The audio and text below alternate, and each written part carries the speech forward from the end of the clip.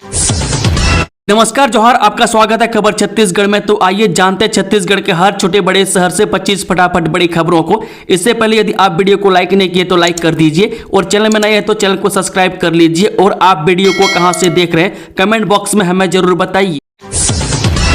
छत्तीसगढ़ में बढ़े बिजली के दाम, जानिए सरकार ने कितने रुपए का दिया झटका। ये छत्तीसगढ़ राज्य विद्युत नियामक आयोग ने शुक्रवार को सभी श्रेणियों के उपभोक्ताओं के लिए बिजली दरों में औसतन 1.89% की वृद्धि को मंजूरी दे दी। नई दरें 1 जुलाई से प्रभावी हो गई है। एक आधिकारिक बयान में कहा गया कि वाम चरणपंथ प्रभावित जिलों में संचार व्यवस्था को सुदृढ़ करने के लिए मोबाइल टावरों को ऊर्जा प्रभार में 10% की छूट का प्रावधान किया गया है। स्कूल स्टाफ भूलकर भी मीडिया से न कर बात, बीओ मैनपुर ने जारी किया गजब का फरमान। यह छत्तीसगढ़ के गरियाबंद जिले से एक नया आदेश जारी किया गया। इसके बाद से पूरे प्रदेश में इसकी चर्चा हो रही है। गरियाबंद जिला के मैनपुर के ब्लॉक एजुकेशन ऑफिसर की ओर से एक नया आदेश जारी किया गया। इसमें कहा गया है कि सभी स्कूलों को मीडिया वालों से दूरी बनाकर रखनी है।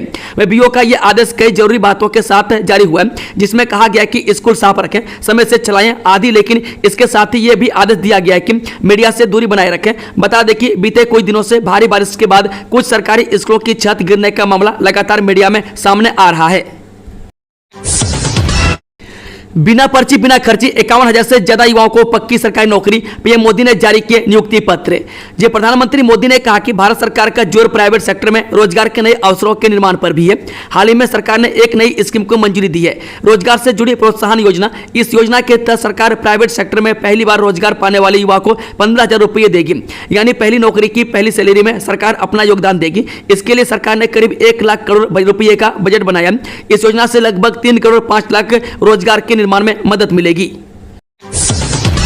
इस साल सरकार ने छोटे व्यापारियों को दी बड़ी राहत, माफ किया 25,000 रुपये तक का बकाया। ये छत्तीसगढ़ में छोटे व्यापारियों को अपना व्यवसाय आसानी से करने के लिए प्रोत्साहित किया जा रहा है। राज्य सरकार छोटे व्यापारियों के 10 साल से अधिक लंबित पुराने मामलों में 25,000 रुपये तक की वेट देनदारियों को खत्म करने जा रही है। इसके साथ ही छत्तीसगढ़ में ईज ऑफ डूइंग बिजनेस के तहत जीएसटी प्रावधानों में भी कई संशोधन किए जाएंगे। छत्तीसगढ़ के 14 जिलों के लिए आईएमडी का अलर्ट, तेज हवा के साथ आकाशीय बिजली गिरने की संभावना।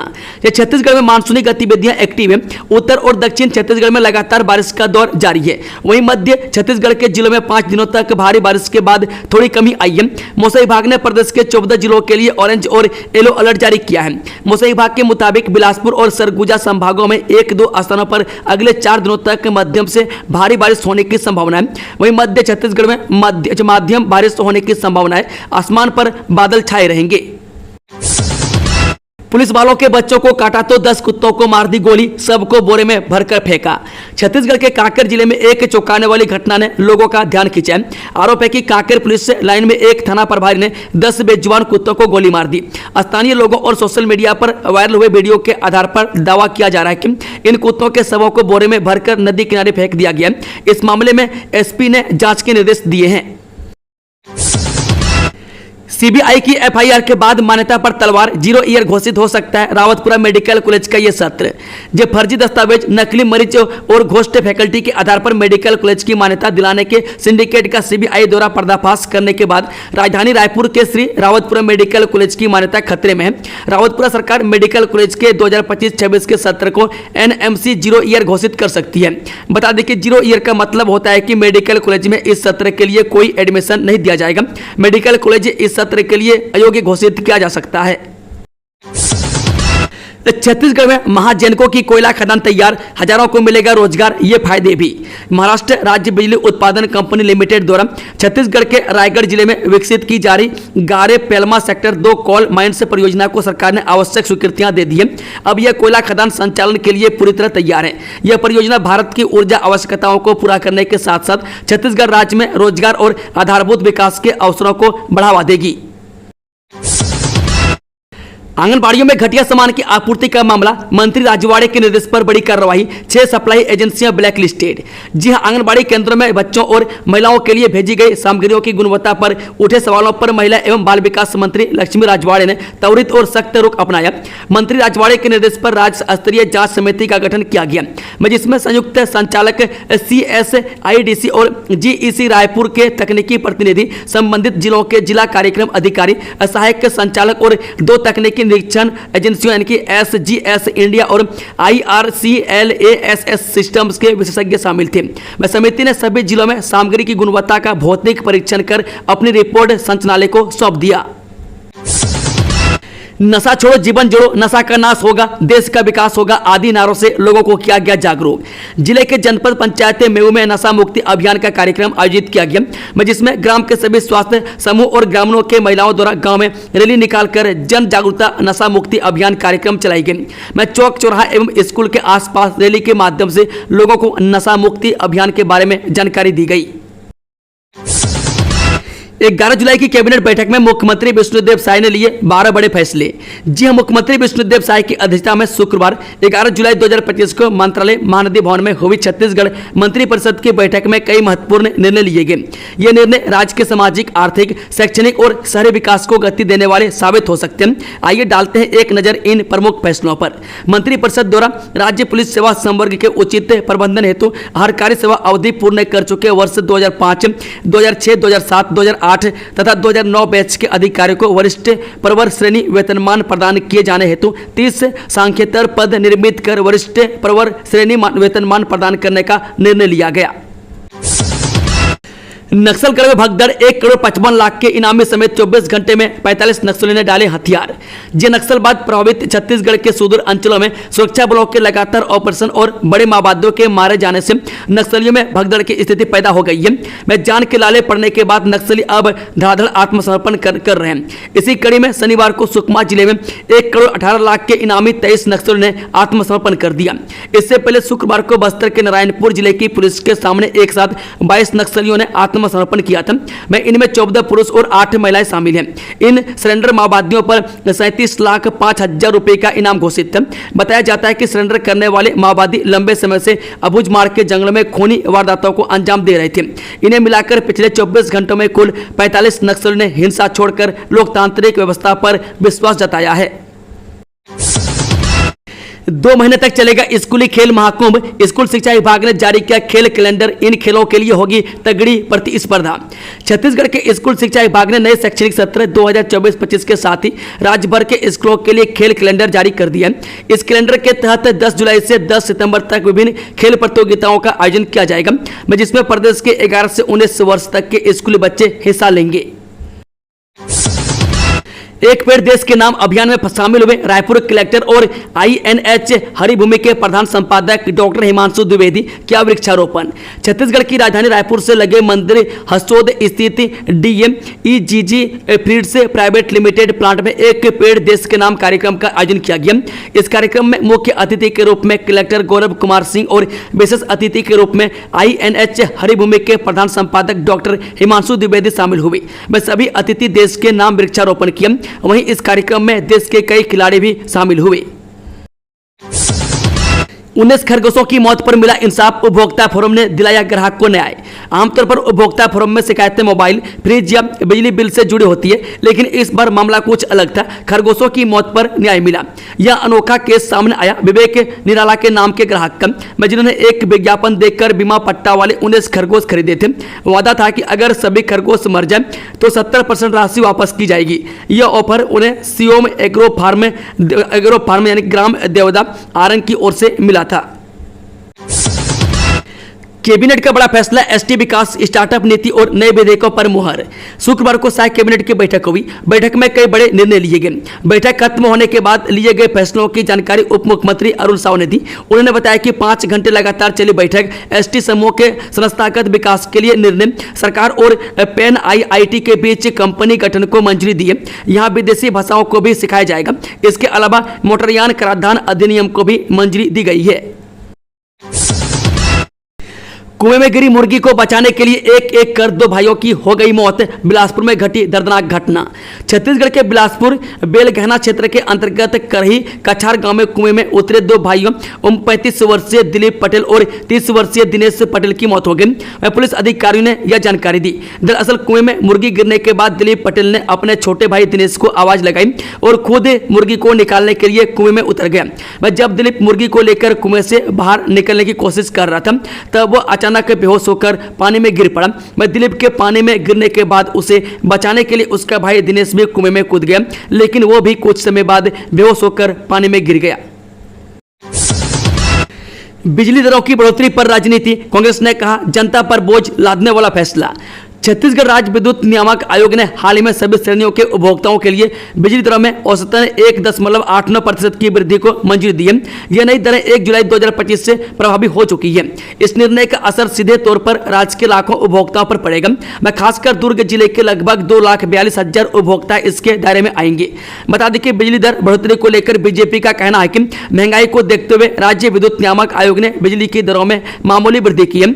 इसमें जनता को ज्यादा भार नहीं सहना पड़ेगा। धमतरी नगरी को जोड़ने वाला अंग्रेजों के जमाने का पुल जर्जर, पानी भरा राफ्टा पार कर रहे लोग, नए पुल का निर्माण शुरू तक नहीं। देश आजादी का अमृत महोत्सव मना रहा है, लेकिन अब भी कई ऐसे निर्माण हैं जो अंग्रेजों के जमाने के बने हुए हैं। मैं साथ ही बुरी तरह जर्जर भी हो रहे हैं। मैं बारिश में ऐसे भवन पुल जैसे निर्माण गिरने का खतरा भी बना रहता है। ऐसा ही एक पुल धमतरी जिले में है। मैं धमतरी से नगरी को जोड़ने वाले इस पुल की हालत बेहद खराब हो गई है। बता दें कि कोई बड़ा हादसा न हो जाए, इसके लिए आवागमन को डायवर्ट किया गया। वहीं लोगों का कहना है कि जो पुल को 6 माह पहले बन जाना था वो अब तक नहीं बन पाया, यानी काम भी शुरू नहीं हुआ है। राहगीरों के लिए डायवर्ट किया गया मार्ग भी खतरे से कम नहीं है। पुल के बगल से यहाँ 2 राफ्टा बनाए गए, वो भी पानी से भरा हुआ है। लोग जान जोखिम में डालकर रोड पार कर रहे हैं। नरहरा जलप्रपात दूधिया पानी से सराबोर, फोटो के चक्कर में जिंदगी का दांव लगा रहे लोग। भोपाल को अगर ताल तलैया की नगरी कहा जाता है तो निश्चित तौर पर छत्तीसगढ़ को भी जलप्रपातों की नगरी कहा जाना चाहिए। छत्तीसगढ़ में दर्जनों ऐसे जलप्रपात हैं जो बेस्ट टूरिस्ट डेस्टिनेशन में गिने जाते हैं। धमतरी में भी वाटरफॉल है जो मानसून में अपनी सुंदरता का 4 चांद बिखेरते हैं। नरहरा धाम का जलप्रपात मानसून में अपने पूरे स्वभाव पर होता है। यहाँ छत्तीसगढ़ के अलावा आसपास के राज्यों से भी पर्यटक दर्शन के साथ प्रकृति का आनंद लेने आते हैं। धमतरी के खूबसूरत बांध जहां पर्यटकों को लुभाते हैं, वहीं पर्यटक यहां के मंदिरों और जलप्रपातों को देखने के लिए भी बारिश के मौसम में यहां पहुंचते हैं। नरहरा धाम का जलप्रपात धमतरी से लगभग 35 किलोमीटर दूर नगरी विकासखंड के कोटरवाही गांव के पास है। यह झरना घने जंगलों के बीच चट्टानों से गिरता है और अपनी प्राकृतिक सुंदरता के लिए जाना जाता है। इसे ऋषि मार्कंडे की तपोभूमि भी माना जाता है। बारिश के मौसम में इसकी खूबसूरती पर्यटकों का मन मोह लेती है। वह दूर दूर से पर्यटक झरने की सुंदरता देखने और पिकनिक मनाने आते हैं। इस शहीद एसपी समेत 29 जवानों को दी गई श्रद्धांजलि। पुलिस लाइन में आयोजित हुई सभा। 2009 में हुई थी घटना। अविभाजित राजनांदगांव जिले के मानपुर थाना अंतर्गत कोरकोट्टी में 12 जुलाई 2009 को एसपी विनोद कुमार चौबे सहित 29 जवानों ने शहादत दी थी। नक्सलियों ने एम्बुश लगाकर पुलिस जवानों पर हमला किया था। वह दोनों तरफ से कई घंटे हुए गोलीबारी के बाद एसपी सहित 29 जवान शहीद हो गए थे, जिनकी याद में हर साल 12 जुलाई को शहीदों की श्रद्धांजलि कार्यक्रम का आयोजन पुलिस लाइन राजनांदगांव में किया जाता है। बारिश के बाद जल भराव से किसान परेशान, अवैध निर्माण के कारण पानी रुकने का लगाया आरोप।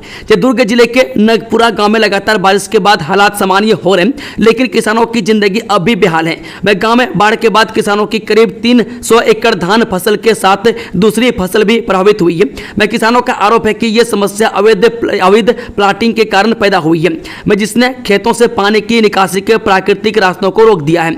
किसानों का कहना है कि 5 साल पहले तक बारिश के बाद खेतों का पानी आसानी से निकल जाता था, लेकिन अब नगपुरा जाल बांधा रोड के पास अवैध प्लॉटिंग करने वालों ने पानी निकासी का मार्ग पूरी तरह बंद कर दिया। मैं चेतन यादव, सुरेश सिन्हा, ईरेंद्र यादव, प्रदीप देवांगन, हेमलाल सिन्हा और हेमचंद धनकर जैसे कई किसान अब अपनी फसलें बर्बाद होते देख रहे हैं। दल से भटक कर गांव पहुंचा मखाना हाथी, ग्रामीण के ले चुका है जान, दहशत का माहौल। छत्तीसगढ़ के धमतरी वन परिक्षेत्र में विचरण कर रहा है एक हाथी जंगल क्षेत्र को छोड़कर मैदानी इलाके में पहुंच गया। हाथी महानदी पार कर दर्जन भर गांवों से होते हुए रीवा गहन पहुंचा, जिससे ग्रामीणों में दहशत का माहौल है। इसकी सूचना पर वन विभाग की टीम मौके पर पहुंचकर गजराज की निगरानी कर रही है। इस दौरान वन विभाग ने ग्रामीणों को फिलहाल खेतों में नहीं जाने की सलाह दी है। कन्वेंशन सेंटर के निर्माण में भ्रष्टाचार की खुली पोल, अचानक भर भराकर गिरी फॉल सीलिंग, 17 करोड़ की लागत से बनाया भवन महीने भर पहले हुआ था लोकार्पण। शहर में हाल ही में 17 करोड़ की लागत से बनाई गई देवी अहिल्याबाई होलकर कन्वेंशन सेंटर की फॉल सीलिंग आज अचानक भर भराकर गिर गई। हालांकि इस हादसे में कोई जनहानि नहीं हुई है, लेकिन इस घटना ने निर्माण कार्य में भ्रष्टाचार की पोल खोल दी। बता दें कि महीने भर पहले ही मुख्यमंत्री विष्णुदेव साय ने देवी अहिल्याबाई होलकर कन्वेंशन सेंटर भवन का लोकार्पण किया था। में सीलिंग गिरने से 17 करोड़ रुपए की लागत से निर्मित इस भवन की गुणवत्ता और निर्माण कार्य में हुए कथित भ्रष्टाचार पर सवाल उठने लगे। पूरे मामले में ठेकेदार की लापरवाही और अधिकारियों की मिलीभगत की आशंकाएं बढ़ गई है।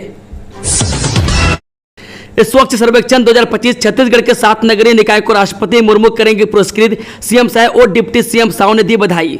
स्वच्छ सर्वेक्षण 2024 में छत्तीसगढ़ के नगरीय निकायों ने एक बार फिर राष्ट्रीय स्तर पर अपनी सशक्त उपस्थिति दर्ज कराई है। नई दिल्ली में आगामी 17 जुलाई को आयोजित होने वाले स्वच्छ सर्वेक्षण पुरस्कार समारोह में राज्य के 7 नगरीय निकायों को स्वच्छता के मानकों पर उत्कृष्ट प्रदर्शन के लिए राष्ट्रीय पुरस्कारों से सम्मानित किया जाएगा। राष्ट्रपति द्रौपदी मुर्मू इन पुरस्कारों को प्रदान करेंगी। इस अवसर पर केंद्रीय आवास और शहरी कार्य मंत्री मनोहर लाल खट्टर और केंद्रीय आवास और शहरी कार्य राज्य मंत्री तोखन साहू भी उपस्थित रहेंगे।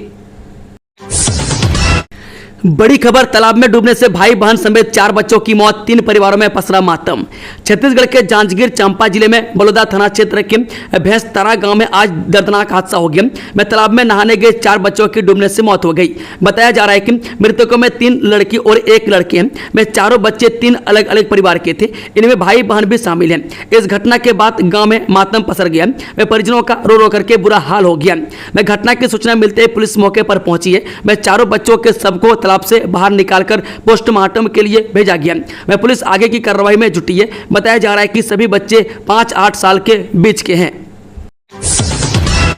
छत्तीसगढ़ में 2 दिनों तक स्वास्थ्य सेवा होगी प्रभावित, 16,000 एनएचएम कर्मी करेंगे दिवसीय हड़ताल। जी, छत्तीसगढ़ में राष्ट्रीय स्वास्थ्य मिशन के 16,000 संविदा स्वास्थ्य कर्मियों ने 16 और 17 जुलाई को 2 दिवसीय हड़ताल का ऐलान किया। इस दौरान डॉक्टर, नर्स, फार्मासिस्ट, लैब व एक्सरे टेक्नीशियन, एएनएम, कार्यालयीन कर्मचारी और सफाई कर्मी कार्य बहिष्कार करेंगे, जिससे प्रदेश भर की स्वास्थ्य सेवाएं प्रभावित होंगी। हाईकोर्ट ने एसपी को दिया अवमानना का नोटिस, पालन नहीं किया आरक्षक की बहाली का आदेश।